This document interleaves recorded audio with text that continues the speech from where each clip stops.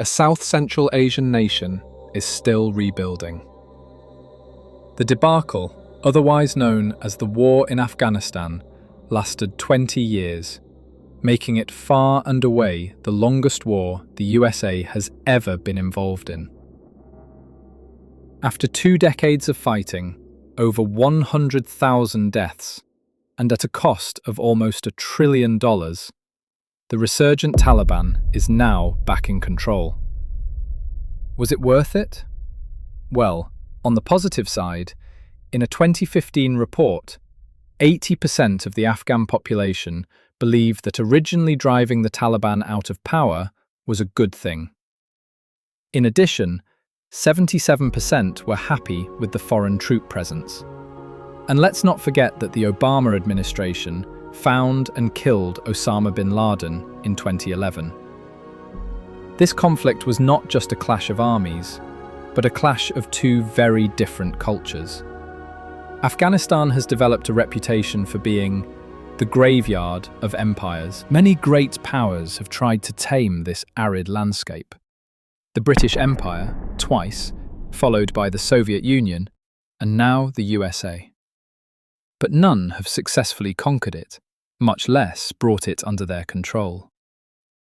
This unique nation is home to 14 different ethnicities who, for a long time, had more in common with their foreign neighbours than their own countrymen. The largest of these groups are the Pashtuns, Tajiks, and Uzbeks. However, the Afghan population has always been isolated from the rest of the world, thanks to the tall, surrounding peaks of the Hindu Kush mountains.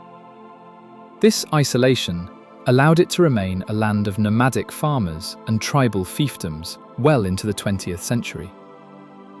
Before the US and her allies entered Afghanistan in 2001, the country had already spent several decades mired in civil war. Previous efforts to modernize and develop Afghanistan, which always scores low on the UN's Human Development Index, were destroyed by the Communist Revolution in 1978, and the Soviet invasion in support of those communists against Islamic rebels just 1 year later.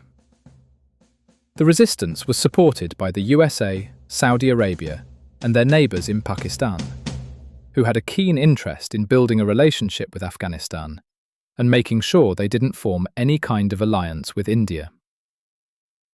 The Pakistan Intelligence Agency, the ISI, acted as a liaison between the rebels and their foreign supporters, who furtively provided them with money and weapons. The Soviet presence inspired a nationwide rebellion, and the rebel forces became known as the Mujahideen. It was a strange alliance of tribal warlords and jihadis, all united by their Islamic faith. They were joined by many volunteer soldiers from other Muslim countries, including a wealthy young Arab called Osama bin Laden. Using the Afghan mountain terrain to their advantage against the frequently bogged Soviet tank divisions, the Mujahideen triumphed, and in 1989, the Red Army withdrew. But with the foreign threat now removed, the diverse Mujahideen forces ended up fighting amongst themselves, and the nation was once again thrown into turmoil. Out of this chaos emerged the infamous Taliban, which translates as students in English. This was a group of Pashtun fundamentalists under the command of former academic Muhammad Omar. The Afghan people never loved the Taliban, but figured that a stable government would be an improvement on the current state of anarchy. Unfortunately, this gave the green light to one of the most vicious totalitarian regimes on the planet. The Taliban's violent enforcement of their own crazy laws resulted in the mass murder of civilians, destruction of farms and villages, in addition to the suppression of women and minorities such as Hindus and Shia Muslims. Afghanistan also became a refuge for all sorts of terrorists and criminals, including a now famous bin Laden, and his new terrorist network known as Al-Qaeda. Translation: the base. When Al-Qaeda carried out the 9/11 terrorist attacks, bin Laden and his lieutenants knew that the US would be coming for them, so they had already gone underground before the invasion commenced. In his official televised response, President Bush demanded that the Taliban hand over bin Laden and expel the other members of al-Qaeda, or the US forces would smash their illegal regime to pieces.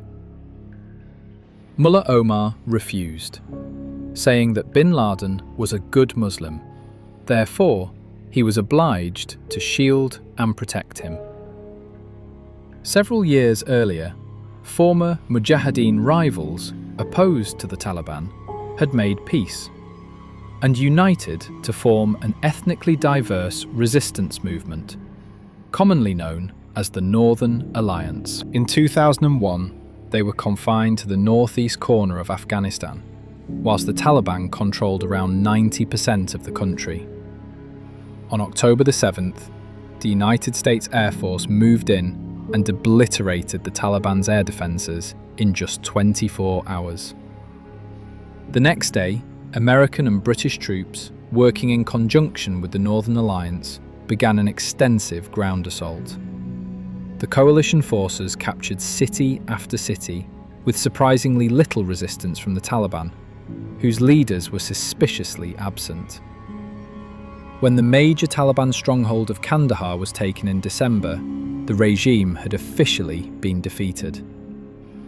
A previously unknown tribal leader named Hamid Karzai became Afghanistan's new caretaker president until he was officially elected in 2004.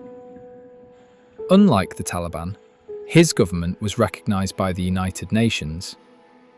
By the end of 2001, there was still no sign of bin Laden or the al-Qaeda leadership. Intelligence reports suggested that they had fled into the White Mountain Cave network at Tora Bora.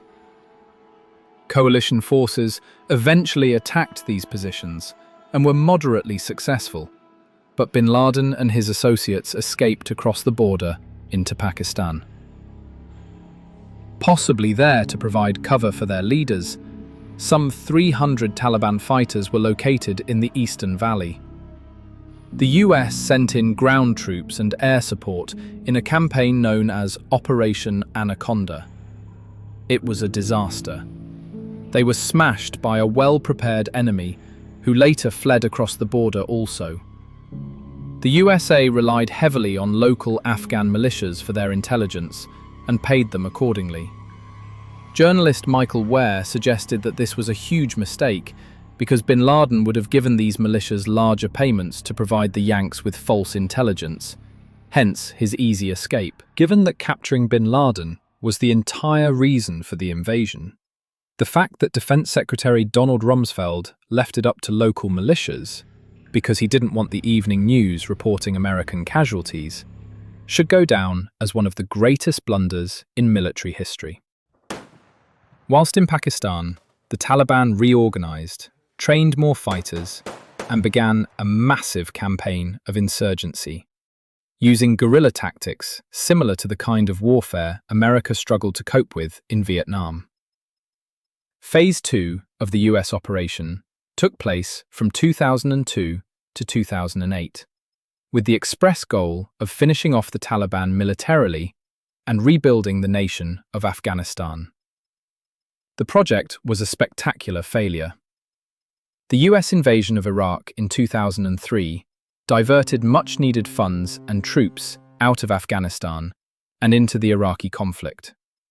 And with so much confusion and poor communication between the Afghan civilian authorities and military officials, very little progress was achieved. Meanwhile, the Taliban insurgency gained momentum, and civilians were starting to get tired of the foreign troop presence.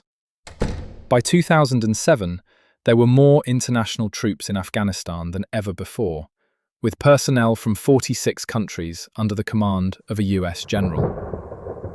The third phase began in 2008 and saw a further increase in troops, with the goal of counterinsurgency against the re-energized Taliban. The Karzai government was stifled by corruption and regional disagreements, and began losing control of the country. There was also intelligence, which suggested that Pakistan was secretly helping the Taliban, whilst publicly supporting the international forces. In fact, the Americans carried out several drone strikes on militia groups in Pakistan. And in May 2011, President Obama announced that a Navy SEAL operation in Abbottabad in eastern Pakistan had located and killed Osama bin Laden. 2012 saw several war crimes committed by coalition forces, and thus soured the already testy relationship between the US and the Afghan government.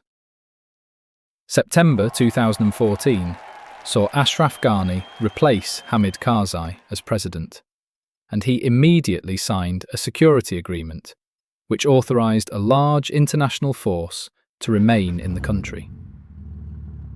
Today, the amount of jihadis in Afghanistan, the Middle East and North Africa who hate America and the West has tripled. In February 2020, the Trump administration negotiated a fairly weak peace deal with the Taliban, and the Biden administration made no attempt to amend it. The withdrawal of the US and her allies was never going to be smooth. While much criticism has been levelled at the Biden administration, the fact that they evacuated over 120,000 people in just over a week, and no shots were fired at the departing aircraft by the Taliban, is certainly no mean feat. The only attack on the airport came from ISIS-K, a new branch of the old death cult which has recently sprouted up in Afghanistan. They are not friends with the Taliban. So, 20 years on from the horrendous events of 9/11, what is the legacy of that fateful day? Journalist Keith Olbermann, who lost several friends that morning, opines that after momentarily uniting and trying to hold ourselves to a better standard, the likes of Bush, Cheney, Rumsfeld, Ashcroft, etc., turned America's response into one of revenge.